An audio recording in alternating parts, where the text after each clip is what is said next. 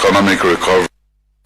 We kept in mind the fact that we want an implementable budget. As of October, our last budget is at about 65% implementation, which is 5% short of our projection. We believe that our revenue options will support over 70% implementation in 2025. As stated, our plan is to spend a little over 50% of the proposed budget on capital expenditure, while about 49% goes into recurrent expenditure. I'll do a slight breakdown of the budget, but when you're moving towards 70% budget implementation, the implication is that if you have anything in the area, there's 70% chances that it will be done.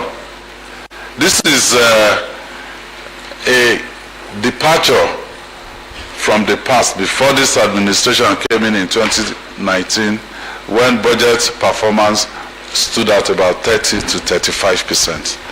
So we've been able to actually bridge the trust gap between the government and the people. So infrastructure gets the highest share of the budget. We have earmarked 152 billion, 265 million, 859,738 naira 19 kobo, 152, 265, 859, 738.19. This is 22.46% of the total budget. Education gets the second highest appropriation at 145 billion, 354 million, 783,399 naira 80 kobo, 145, 354, 783, 399.80. This is 21.44% of the total budget, and it is above the UNESCO recommended standard. As stated before, the infrastructure deficit in the education sector and our inability to meet up with our plans in the current year's budget has necessitated an increase in the allocation. We hope to renovate a number of schools in the coming year. Health and agriculture at 59 billion, 411 million, 385,714 naira 68 kobo, and 18 billion, 760 million, 243,348 naira 45 kobo, about 9% and 3% of the budget respectively. And let me also say that the budget for agric, we are majorly encouraging investors in that sector. So our budget is to stimulate more activities in the agric sector, but the major driver will be private investors. So we strongly believe that this budget will live up its name as the economic stabilization that will support our Oyo State roadmap for sustainable development 2023 to 2027. Our plan is to bring more smiles into the faces of investors, smallholder farmers, micro and small entrepreneurs, our teachers and other public servants, our parents, our children, our youths, and all residents of Oyo State. State Affairs with Edmond Below is live.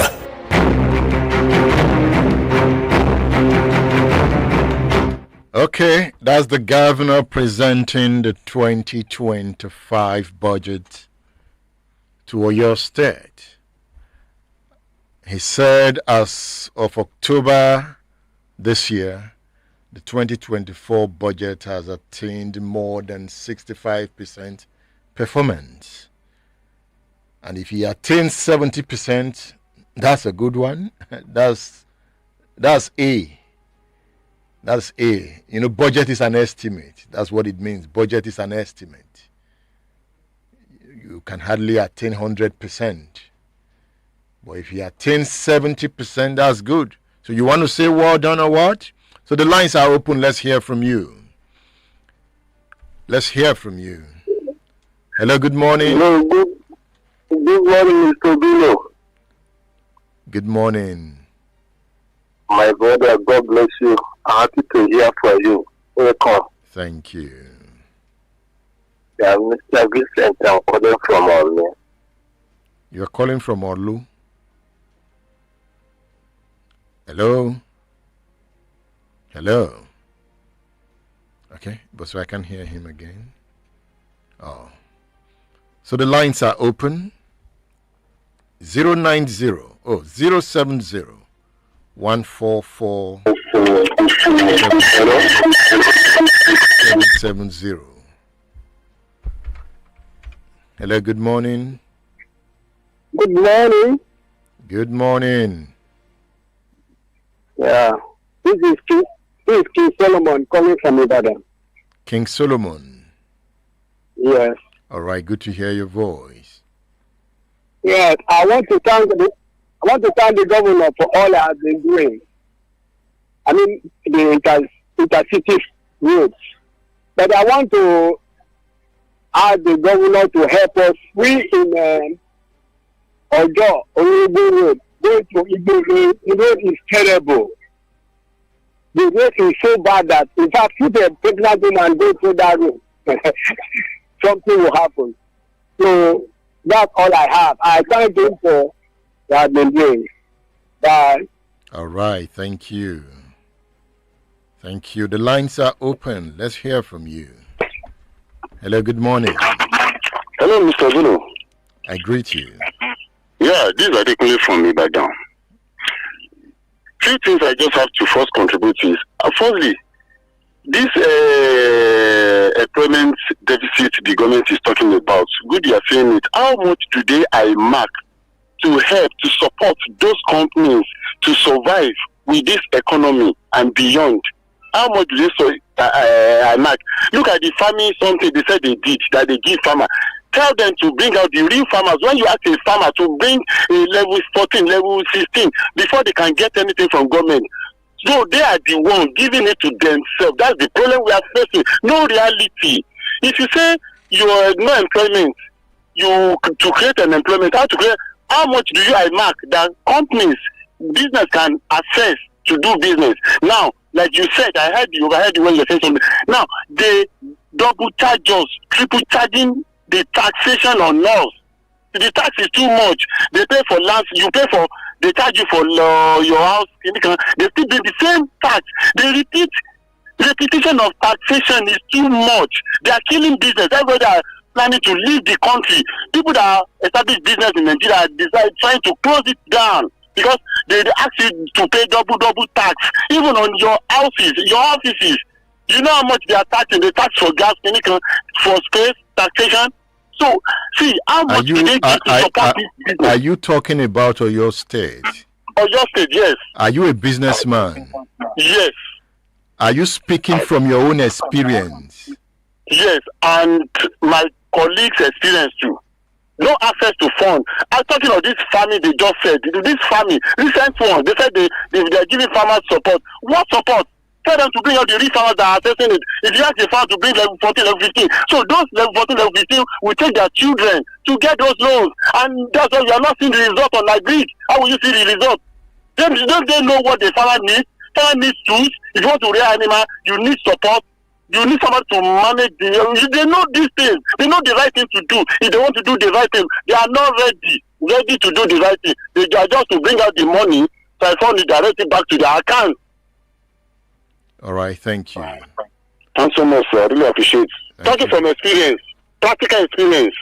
All right, thank you for calling. Thanks so much. Hello, good morning. This time, I want to ask the governor a question. Commissioner for you. Hello, Edmond. I can hear you, Sadu. Where are we going to enjoy the live market like Owolu or Jaiko, where you have product and it's subsidized by the government?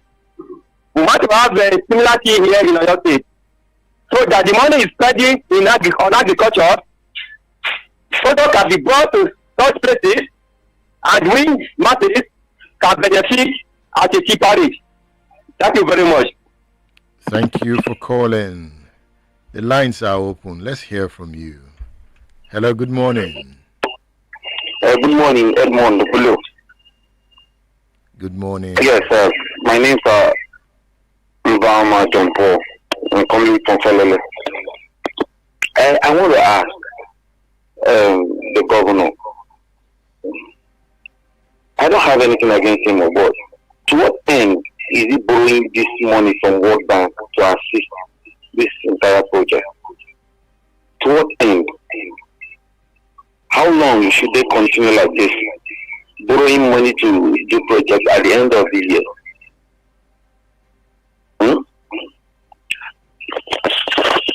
Thank you. All right, thank you. Yes, raise all your questions, because in subsequent editions, we are going to answer them. Hello? Hello, good morning. Good morning. This is Anolapo Kazim from Ibadan. Mr. Kazim, good to hear you. I want to talk about the issue confronting UCH at the moment, the issue of the electricity problem. Now, if we see UCH, it's an offshoot of University College of Ibadan, that is University of Ibadan, I mean. The professors in University of Ibadan, the professors of electrical electronics, what are they doing to provide electricity for UCH? They'll be coming onto the program, they'll be doing grammars. What have they done to provide electricity for UCH? Can they do that? Another thing is the UCH management. What are they doing with the money they are collecting from the people? I listened to one of the interviews granted by maybe the CMD. He was now saying that the federal government promised them that he will be doing it subsidy, he will be giving them subsidy, 50%. Is it now? They've been owing the money 400 million naira for long ago, and he's now telling us that the problem they are confronting is because of the subsidy government announced, and the government has not been fulfilling its promise. Please kindly help us to interview the CMD of UCH as regards the power supply and another thing. And the professors at UI, what are they doing to provide electricity for UCH? Will that help us? All right, thank you. The lines are open. Express yourself. Good morning. Good morning, Mr. Bilo. Good morning. My brother, God bless you. Welcome back, sir. Thank you. I'm Mr. Vincent. I'm calling from and together. Now, I want to disagree with the governor about the health sector issue, because I'm alive witness what is happening in the health sector. My brother, I want to give you two examples in our state, in this Egada. And they mentioned Jericho. And thank God the governor mentioned Jericho. And I will mention two, Jericho and the Durham also at Apata. My brother, I remember the time of the late governor Ajinobi, the first time of that health state in our state. I want you to compare this one and our state here, and this is the gym. I thank governor for other sectors. He's trying. But let me go about the health sector. Last 2 weeks ago, I went to Jericho. My brother, it's nothing good about that. In the Jericho, I will just imagine in a day, they will mention 30 people. They will see on a day. They will give number. But after the number reach 30, they will not ask anybody. In fact, that day I was sick. So sick, my brother. It's been over a year now. I'm doing nothing. Because of my health challenges. I went to Jericho by 7:30. They have said there's no number. In fact, somebody that from me to Jericho. There's no number. Even it surprised me that doctors is there, maybe 3 doctors or 2 in the whole hospital in Jericho at ADU. In fact, that day I was begging. They didn't give me 31. They refused. I go back to me. From my transport now, I go and come into 1,005. I spend that day. Now, on top of this thing, their lab, or this some tests, we want you to go to Adeoyo. You know this one that near Adeoyo, ABC. Mm-hmm. Are you hearing me? Yeah. I went there, and they told me that ECG and EEG. They are not doing it in Jericho. I went there, I didn't have it, they donated to ABC. Near this, I went there. This is in fact, I'm telling you, my good brother, and now I'm going around. Now, the very soon I may be directed to go to his source to go and do that EEG. That's the best the town in the head. In my own state here, we don't here. They don't have facilities to do this town. Are you telling me? Now, when you talk of health, all this health sector, all this, the making one in maybe this, in Amelia, and my little baby, I want to take it to there. They say they don't have no things I want to go and buy injection. One side. They say that government are the ones that provide everything for them. I'm telling you, my brother, Mr. Billo, help us to big governor. Health sector, let me tell you the truth, my brother. Health is wealth. Someone that have high nutrition can walk, can do farm. And someone that are sick, can you do farm? Someone that can have high blood pressure, can you do farm? Things are hard. My brother, I'm telling the truth. So I just sometimes I have WhatsApp you. If you go and look at WhatsApp, I use my wife to WhatsApp you. You will see by this I've scammed some things to you in WhatsApp. You will see it. I'm glad I'm calling you now. I'm telling you, let governor do something about her sector. Please, we are begging.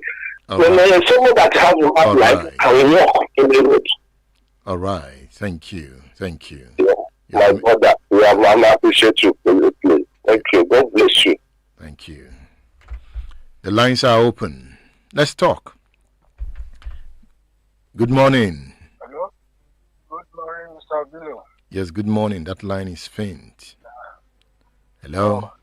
Are you hearing I can hear now? you well. Yeah. I can hear you well. The numbers to call. You have listened to the governor. Speak your mind. Soon we'll begin to interrogate the points. We invite government officials. Hello, good morning. Yeah, good morning, Edmond. Your name and where you are calling from. My name is Edmond. I'm calling from Redressing. Okay. Yeah, I want to talk about the issue of the teachers that the governor talked about that is about to recruit. I want to tell you that these have been on for 5 years since the governor has this in his first term. That he has been trying to employ. And this is the 5th year. Nothing happened. No, he has employed 5,000 before, okay? This is a new set. Okay. The gap, the teaching gap is more than 5,000. That's what I'm trying to tell you. So it needs to do more. We are not seeing the effect of this government in Oyo State. Go to Inner Road. He promised us to Inner Roads this year. Inner Roads are so terrible, so bad. You go to mechanic virtually every week due to bad roads from the health sector, economy. We are not seeing too much of this government. So Thank you. Okay, you see now, the local governments have autonomy now. Okay? So those your inner roads, go and be knocking on the offices of the local government chairman. The local government now have autonomy. They have the inner roads belong to them. Go and be knocking on their doors. You also know that we are also laid back as a people. We just talk at different corners. We don't have action. I've noticed it too. We are laid back as a people. If you open the line, everybody will talk. But you see a local government chairman and you'll be able to open your mouth to say a word. If you see the governor now, you'll be laughing sheepishly. Be smiling. Anything he says, you will laugh. Speak to them. Sometimes they are overwhelmed by issues. Go to your local government authority. The first thing you write me, send me my Edmond Obilo, call this governor, call the local government chairman. They're not doing anything. The local government is the local government headquarters is very close to your house. You are writing Edmond Obilo. You can't mobilize your street people and go to that local government and tell the chairman, come and fix our road. You just feel you write the media man, come and talk for you. Yes, it's part of it. But it is time we stood up and make government work. The people check their leaders. Let's check them. We are laid back as a people. That is why they take us for granted. Challenge them to lead well. When they do good, tell them they have done good. Well done. But they can do more. You have councillors in the local government. The councillors are from different wards. They are your friends. You see them. They don't have policemen around them. They are normal people. Members of House of Assembly. These are powerful people. It's because we run a system where governors are becoming emperors. Normally, the legislature is stronger than the executive. Because the legislature makes the law. If your State House of Assembly refuses to approve this budget, Shey Makinde will not move. Get the point? He has submitted this budget to the Oyo State House of Assembly. If they sit down and scrutinize it and ask questions and say, Mr. Governor, why this figure? What did you spend the last time? No, Mr. Governor, the governor will not move. That is how powerful they are. That is why they are called parliament. But you can see governors cowing different houses of assemblies because they allow themselves to be cowed. It doesn't mean they should fight the governor. That is why they fight during the elections to ensure that if PDP becomes governor, you have more PDP members in the House of Assembly so that they can cooperate. But cooperation does not mean poor governance. So the people have shirked their responsibility to check their leaders. The program is State Affairs on Splash 105.5 FM, the Integrity Station. Stay tuned.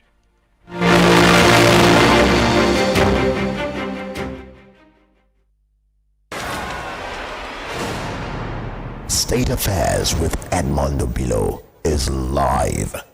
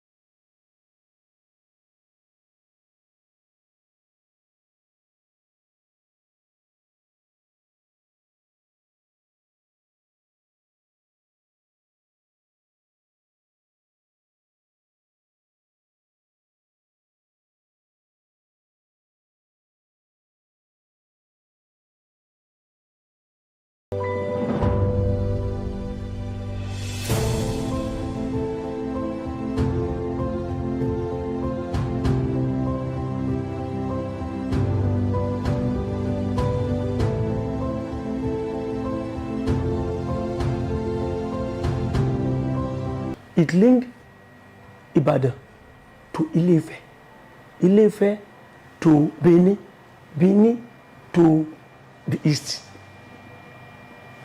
Apart from that, we also have international market along that route, Balagi International Market. We also have our airport, international airport very soon. Ibadan airport will be international. We also have it there. So that road now that we have constructed, dualized, is actually helping us to expand our economy. Two, it has also improved the transportation system around that axis.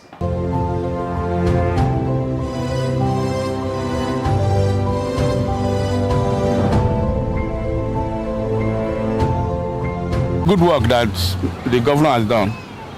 The place has improved a lot, and traffic is affected positively. So I give kudos to the governor for doing this great work. It has also relieved us of the traffic by the other side of the road. So kudos to the governor for doing that. The road is okay. Even as I'm going, I'm supposed to pass the other road, but because of the that is why I pass here. Good one.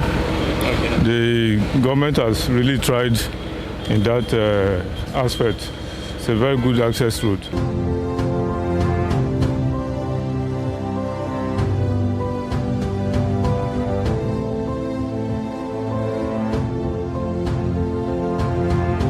So, for us, we are trying to look for improved transportation system.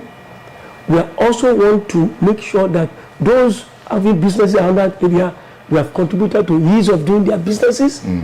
Two, if you look at that road, we also have street lights on the road and laybys on the road. In fact, one close to the Loyola College, we find that we are working on how to put shelters so that people can stay while waiting for vehicles to pick them up. So there are some 3-4 laybys on that stretch of the road. So people that are working in that area, if you look at what has happened between 1967 that I'm mentioning up to when we commissioned that road, it was serious hardship. But now from that end to this end, it is now prosperity for all of us.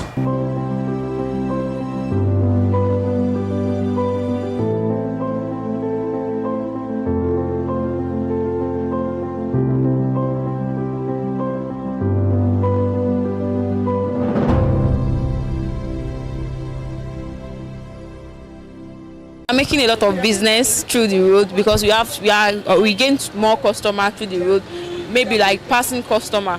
Without the road, assuming the road is not well done like this, they will not be able to. Maybe we have customers, so we really appreciate Governor Seyi Makinde for that. Thank you so much, our governor. We really appreciate you. Aya. Thank the governor for this road. Ever since he have made this road, our business have been improved. People are passing and they are looking at our business from distance. They used to see it because before they don't used to like notice it because doors don't allow us to put our things outside. Like we used to put them inside.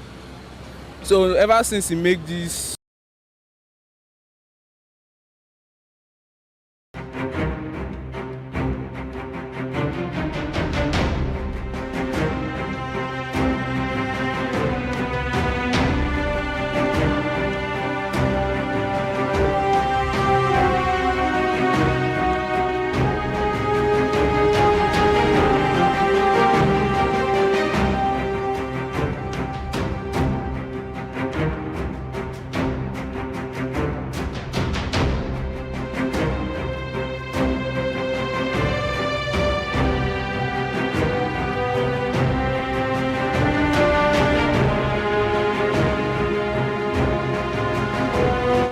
Yes, welcome back.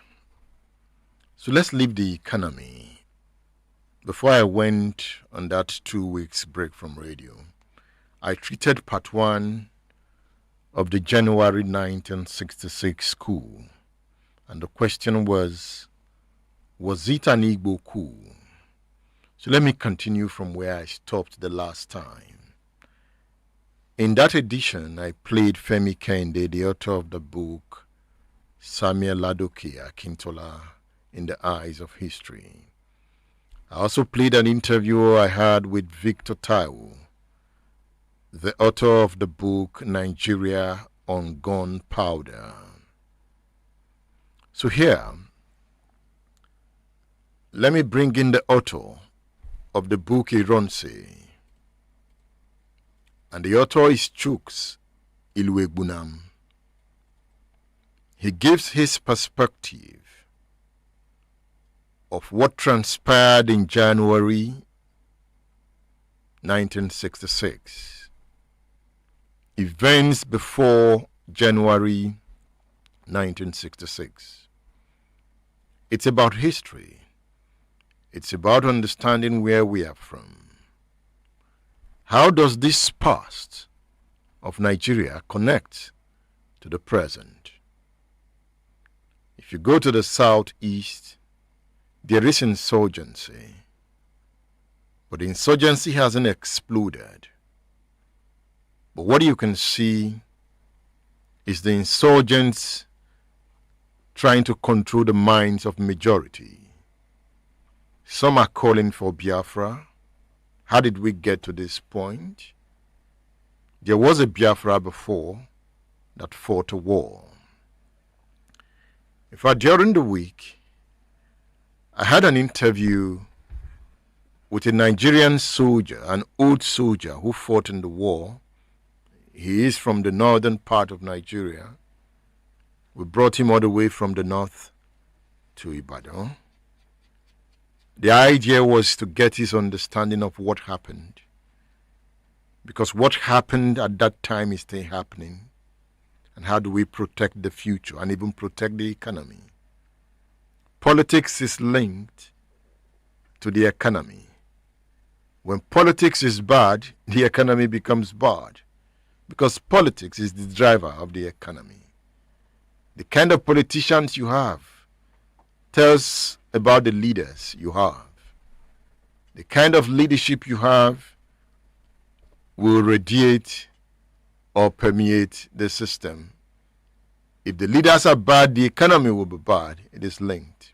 So let's go back to time. Chuks Ilwegbunam, the author of the book Ironsi on state affairs.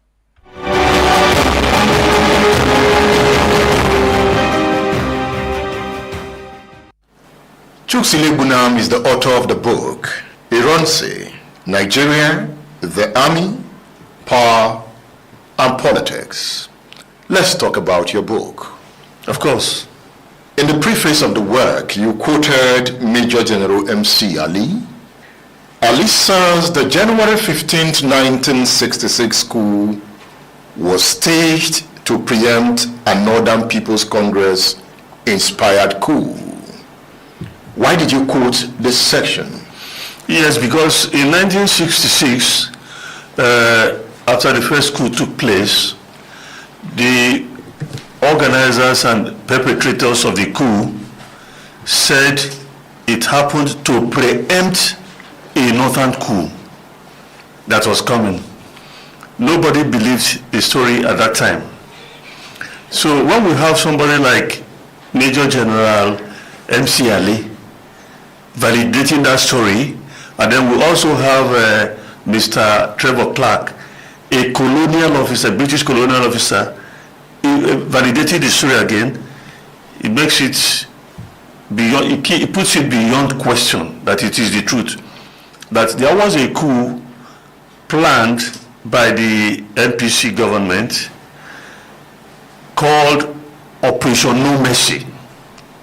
It was to happen days before the January 15, 1966 coup. That's why I quoted the two gentlemen there. There isn't any doubt about the veracity of that story.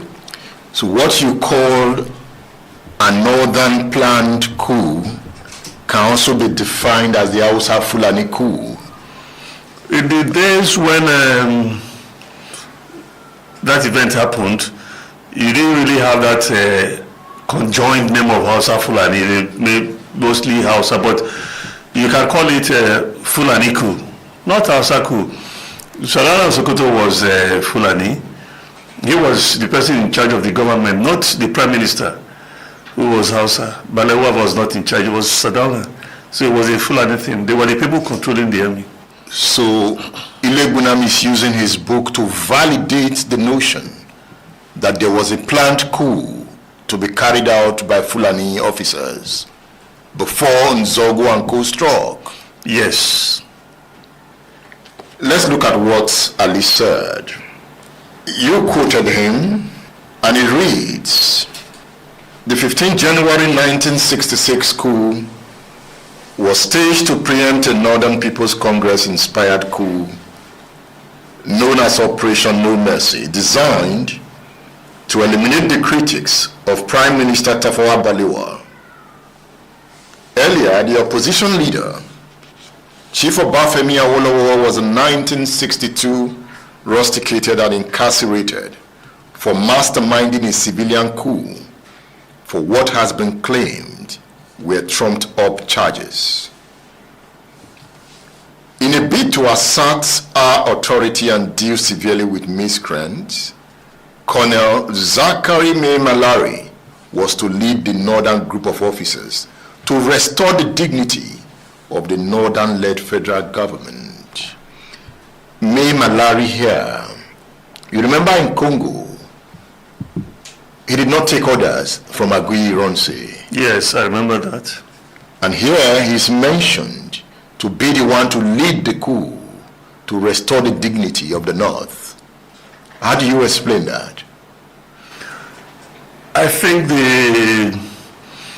it's just a connection between the reality as exposed to Nigerians and the mindset of the northern power brokers.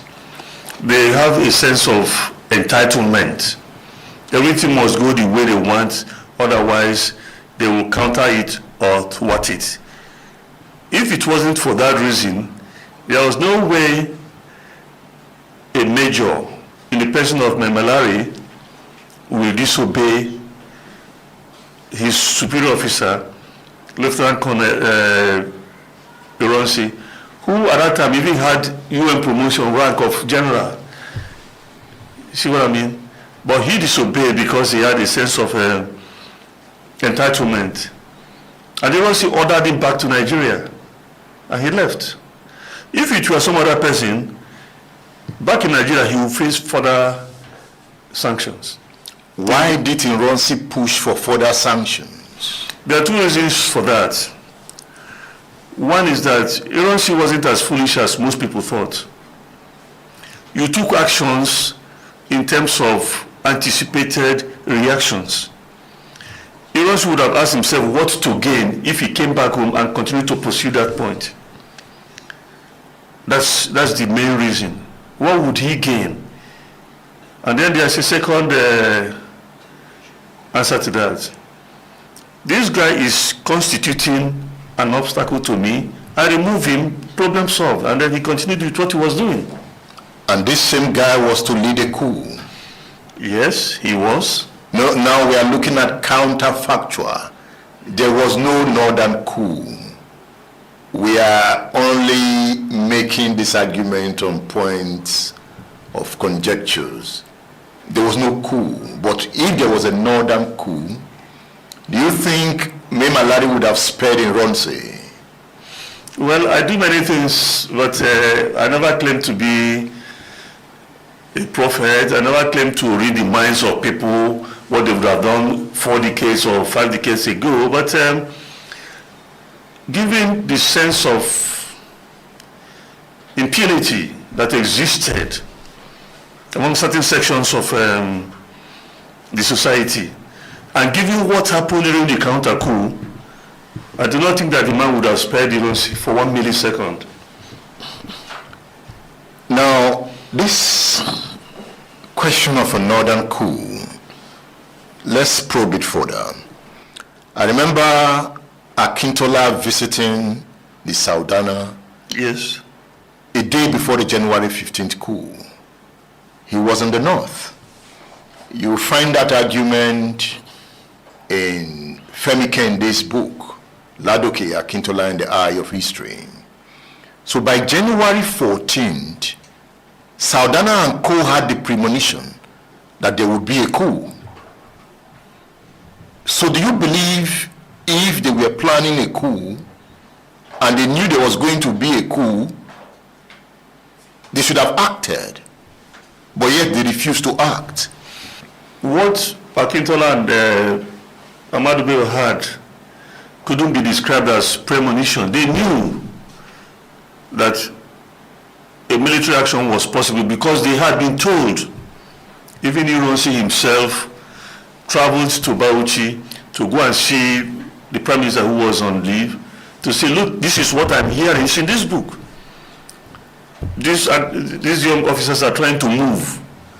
He didn't believe the story, but many other sources mentioned to them that there was this likelihood of the young officers striking. So it wasn't a question of premonition. So why did you think they did not act to prevent the coup?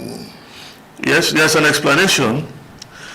Ahmadu Bello was known to have said that if you pointed a gun at him and pressed the trigger, if Allah said he won't die, the bullet will not strike him.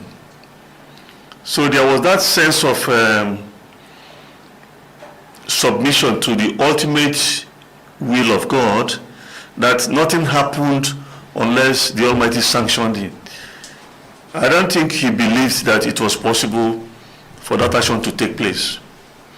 And the action took place? It did take place, yes. It was a bloody action? Yes, it was. Very bloody? Yes. Should it have been that bloody? Well, I can't place any premium on bloody comparisons because I'm not a man of violence, you know. So you couldn't say, should it have been that bloody? What amount of blood is enough? That's one question you have to ask yourself. Secondly, what's the purpose of a revolution? What's the possibility of making an omelette without breaking an egg? You could ask yourself all those questions. But it did happen, and it was bloody. State Affairs with Amidst is live.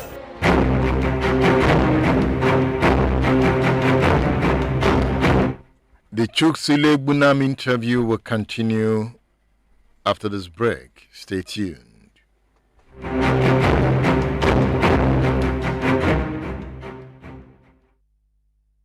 Splash FM 105.5.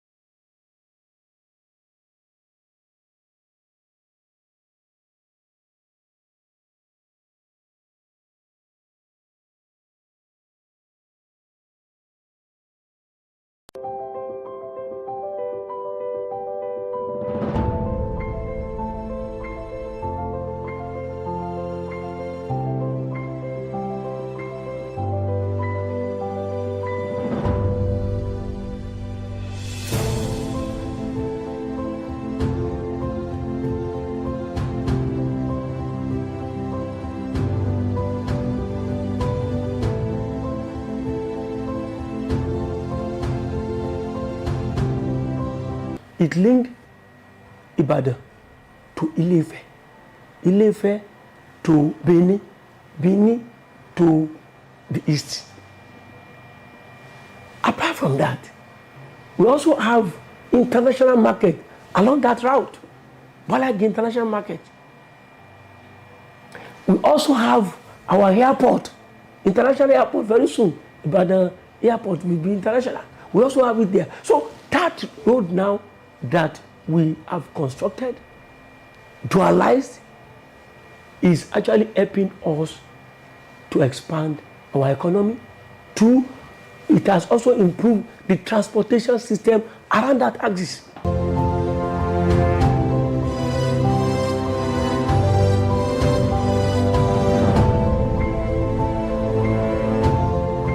Good work that the governor has done.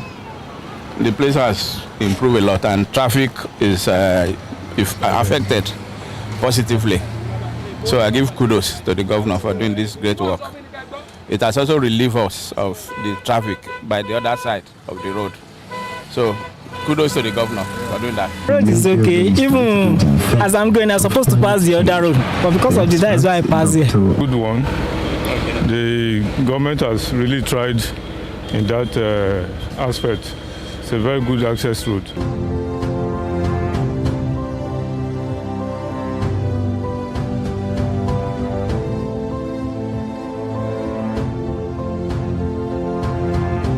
So, for us, we are trying to look for improved transportation system.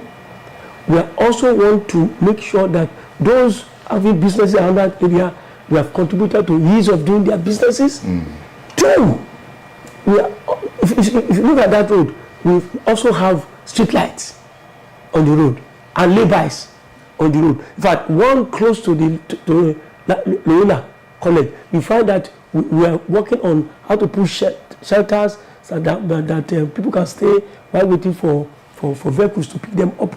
So there are some 3-4 lay-bys on that stretch of the road.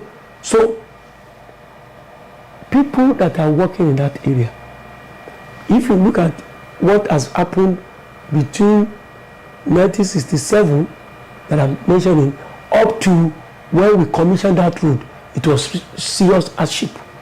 But now from that end to this end, it is now prosperity for all of us.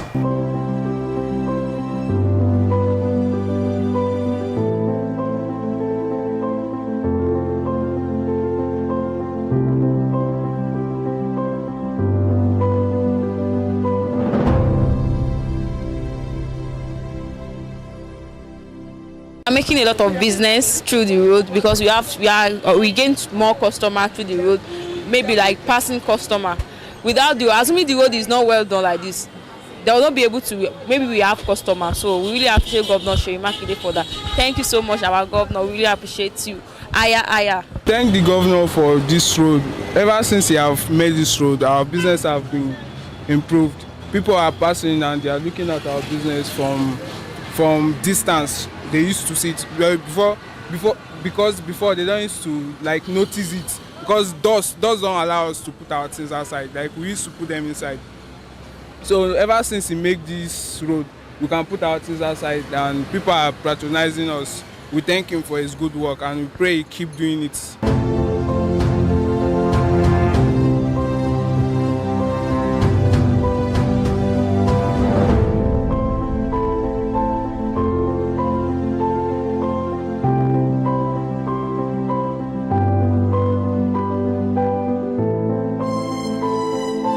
Excellencies, Engineer Seyi Makinde's focus was to take that axis to look international. Road connectivity, also something to relax when you are coming from abroad or anywhere within Nigeria. Also, when you want to do business at the Bola International Market, you will not be stressed.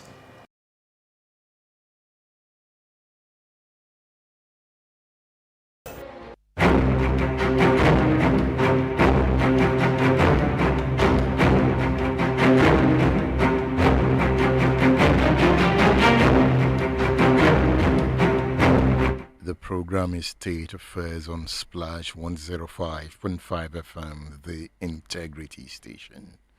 The Chuks Iluegbunam interview on State Affairs.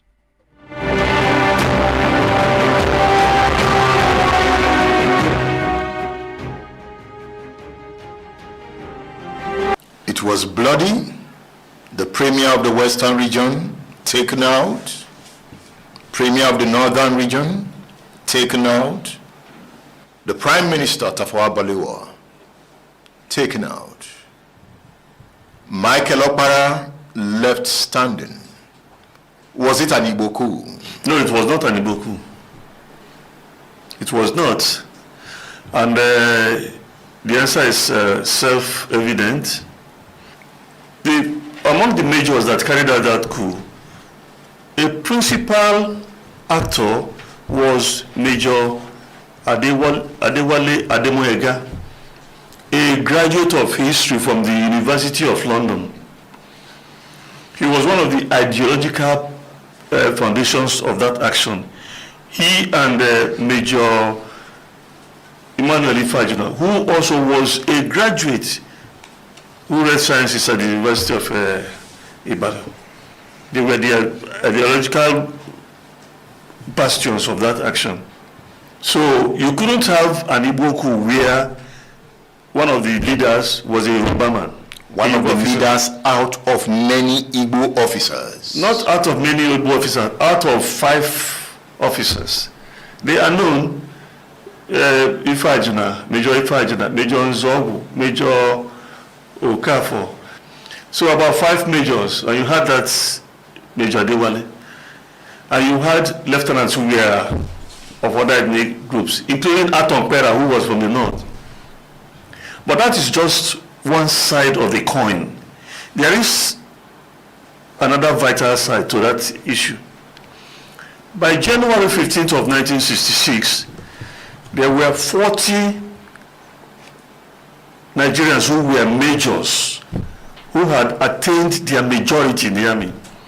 40. Of that 40, 24 were Igbo officers. 24 of those 40 officers. If you went to the rank of lieutenant colonels, you didn't have up to 5 northern officers who attained or superseded the position of lieutenant colonel as of that morning. And of those 16 other majors remaining, they were mostly not from the north. They were from Cross River State, what is now Cross River State, so Akwa Ibom State, yes, south western Nigeria.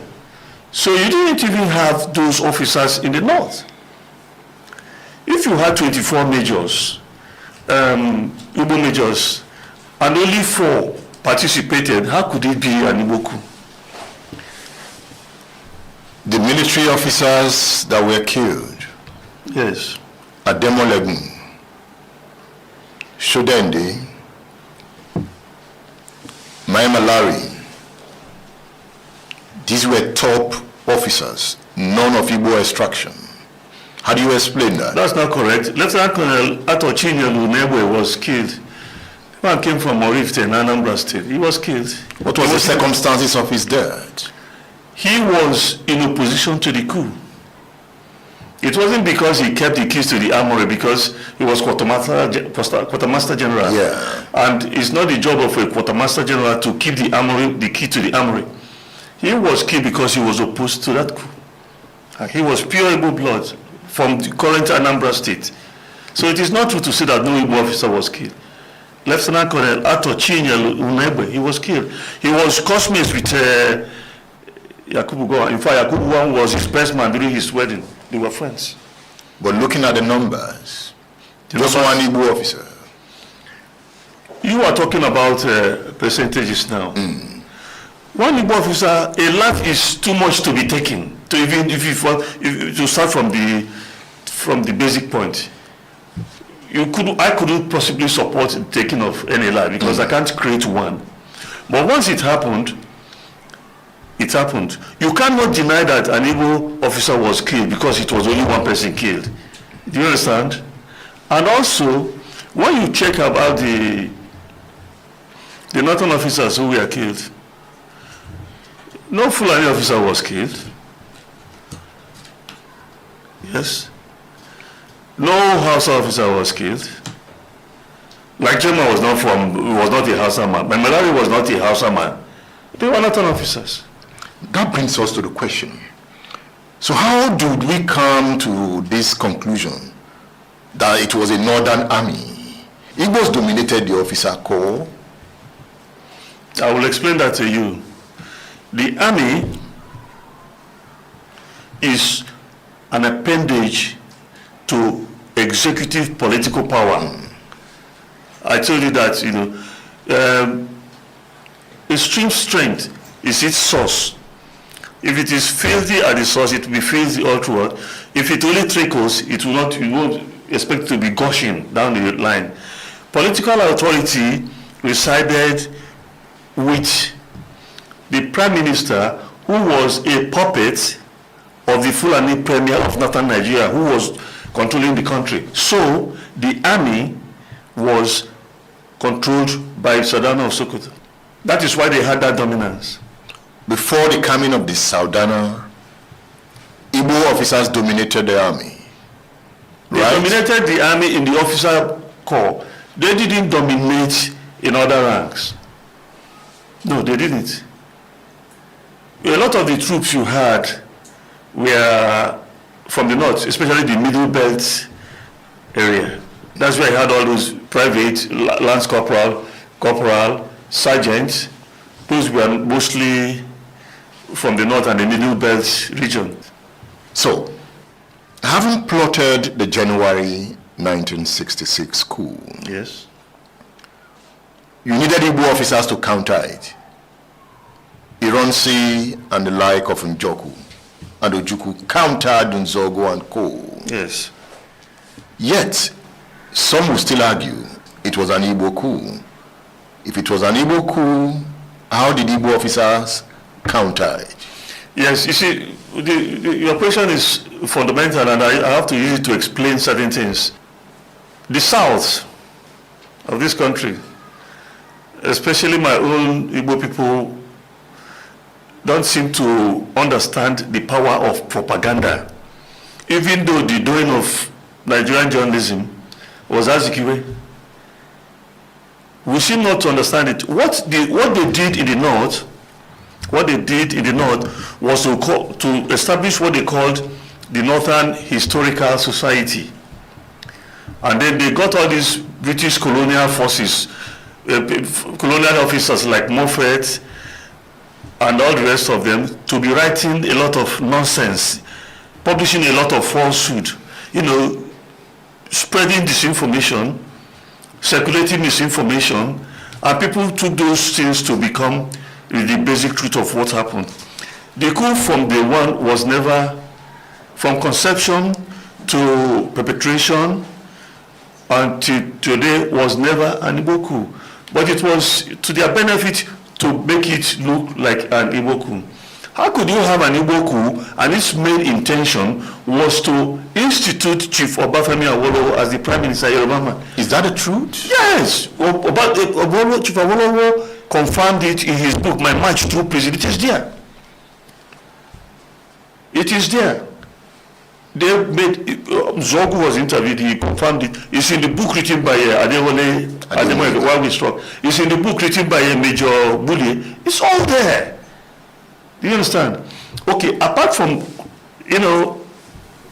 I in this book I devoted a chapter to General Yakubu Gowon that I entitled Agbo Ironsi's Army Chief of Staff. General Gowon is nearing 90 years. I think he should make peace with his God. I think he should make peace with his conscience. Why? Because he has been living a lie. How? What they did was to say that he was the one who crushed the coup. Yakubu Gowon arrived the country on the eve of the coup. He had no command. You can't move troops without a command. The person who Ironsi gave the command to go and crush the coup was a Cameroonian, Captain Hans Anago. The man is still alive now. He's a traditional ruler in Cameroon because when these people, the southern Cameroon area, they went back to Nigeria. just to back to Cameroon. So he entered the Cameroonian army. He ended up as a general. He is still there. I got him. I interviewed him. It's in the book. And the man said, God knows, and heaven knows that I led the troops. He volunteered to join us. But they kept, if you read this book, I keep forgetting these people because they are liars, these white men. Nobody told lies more than white people. I've lived with them, I've schooled with them, I know them. They lied intrinsically. So they formulated this fabrication that it was Yakubu Gowon who crossed the coup. Crossed it where? It was Yuwansi who went from his house in Ikoyi to Ikeja, that cantonment, and roused Colonel Hilary Njoku from sleep. And they mustered the troops. And he delegated them to go and cross the coup. That was what happened.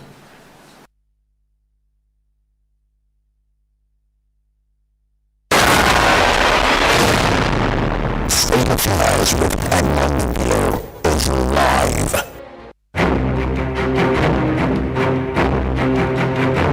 Okay.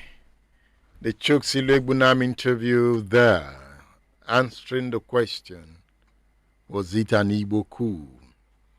More on history will come, because we must learn from history to understand where we are coming from and to project into the future. I'm just filling the studio again after more than 2 months. Yeah, it's a Splash FM news studio. It feels good. I'm yet to acclimatize. By next week, I should feel more better in the studio. The studio is fine. You want to feel our studio? Yeah, you can come in and feel the studio when you become my guest on State Affairs. Thank you for being there. Next week is another time on the program. I worked with Bosun. Bosun, it's good to see your face again. Yeah, Tosin Ayeni, Olawale, Oladile is here. Ayo Ashimolowo, Samuel Kalu, Miriam Giwa, Sheun Obalano. I think I saw Olumide Lawson. Olumide, how are you? Olumide is now a youth corps member now. Copachon, all right, under the sun and in the rain. That is the oath. The next program is Ijoba Ibile with Abiodun Adewale. I am Edmondo Pilo. Thank you for listening.